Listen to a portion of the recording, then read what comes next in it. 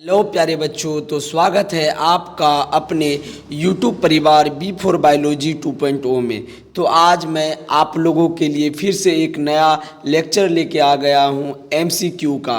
तो आप जानते हैं कि आपका 3 लेक्चर हो गया है, ये चौथा लेक्चर है आपके बायोलॉजी MCQ का। तो हम 31 नंबर से स्टार्ट करते हैं क्योंकि मैंने 30 MCQ करवा दिया है और आज मैं आगे बढ़ता हूँ और स्टार्ट करते हैं। तो सबसे पहला क्वेश्चन है क्या, जीवाणुओं में कायिक प्रजनन होता है। तो भाई साहब, जीवाणुओं में जो है कायिक प्रजनन किसके द्वारा होता है? तो याद रखिएगा, द्विविखंडन के द्वारा। किसके द्वारा? द्विविखंडन के द्वारा। अब अगले क्वेश्चन की बात करते हैं। तो अगला क्वेश्चन है क्या, किसमें जनक कोशिका 2 में विभक्त होकर नए जीवों को जन्म देती है? वो मोनेरा भी हो जाएगा, प्रोटिस्टा भी हो जाएगा, तो ए और बी दोनों हो जाएगा। क्या हो जाएगा? ए और बी दोनों हो जाएगा। ऑप्शन नंबर सी आपका करेक्ट हो जाएगा। अब अगले क्वेश्चन की ओर बढ़ते हैं। तो आपका अगला क्वेश्चन है, जेम्यूल बनते हैं। भाई जेम्यूल किस में बनेंगे? तो स्पंज में, हाइड्रा में, पेनिसिलियम में, यीस्ट में। आप लोग बताइए जेम्यूल किस में बनता है? तो याद रखिएगा, जेम्यूल जो है स्पंज में बनता है। ऑप्शन नंबर ए आपका करेक्ट हो जाएगा, ए। अब अगले क्वेश्चन की बात करते हैं। अगला क्वेश्चन है क्या, जीव विज्ञान के जनक कौन है? बहुत ही ज़्यादा इंपॉर्टेंट क्वेश्चन कि भाई जीव विज्ञान का जनक मेंडल है क्या, लिनियस है क्या, रॉबर्ट हुक है क्या, अरस्तू है क्या? तो जीव विज्ञान का जनक जो है अरस्तू है। कौन है? अरस्तू। ऑप्शन नंबर ए आपका करेक्ट हो जाएगा।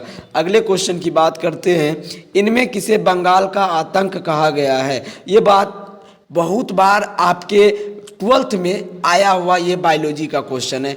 तो ऑप्शन ए है ब्रायोफिलम, जलकुंभी, अगेव, केला।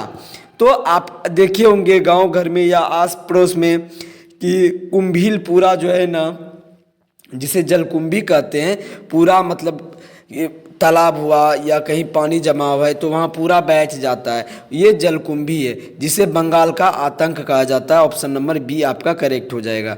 अगला क्वेश्चन है क्या, इनमें से कौन ठहरे हुए पानी में उगकर ऑक्सीजन खींच लेता है? ठहरे हुए पानी में, अब क्या बोले, देखिए चलती हुई पानी में तो कुंभील नहीं जाता है, ठीक है, लेकिन एक बात याद रखिएगा, जहाँ पानी का जमाव होता है ना, वहाँ जल कुंभी का जो है ना कुछ ज़्यादा ही मतलब जनसंख्या होता है। तो ऑप्शन नंबर आपका ये करेक्ट हो जाएगा, ठीक है। अब अगले क्वेश्चन की ओर बढ़ते हैं। अगला क्वेश्चन है कि इनमें किस पौधे की पत्ती के कटे किनारों से अपस्थानिक कलिकाएं उत्पन्न हो जाती है? ये कौन सा हो जाएगा? अदरक, केला, डहलिया, ब्रायोफिलम।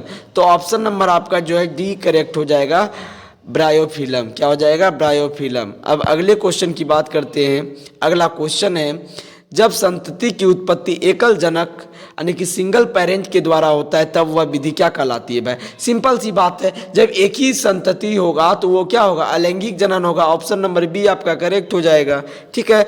अगला क्वेश्चन देखिए इसी प्रकार का, जब नर और मादा गैमिट में युग्मन होता है तब कहलाता है? भाई जब नर और मादा से जो है युग्मन हो के जो है किसी का निर्माण हो रहा है तो वो क्या कहलाएगा? लैंगिक जनन होगा। क्या होगा? लैंगिक जनन। ऑप्शन नंबर बी करेक्ट हो जाएगा।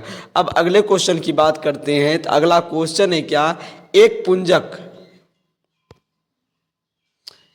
पुंजक क्लोन के संबंध में निम्नलिखित में कौन सही है? भाई क्लोन का डायरेक्ट अर्थ यही होता है कि भाई उसके जो आकार और आनुवांशिक रूप से वो क्या होते हैं? एक दूसरे के समान होते हैं। आकार और आनुवांशिक रूप से क्या होते हैं? एक दूसरे के समान होते हैं। ऑप्शन नंबर आपका सी करेक्ट हो जाएगा।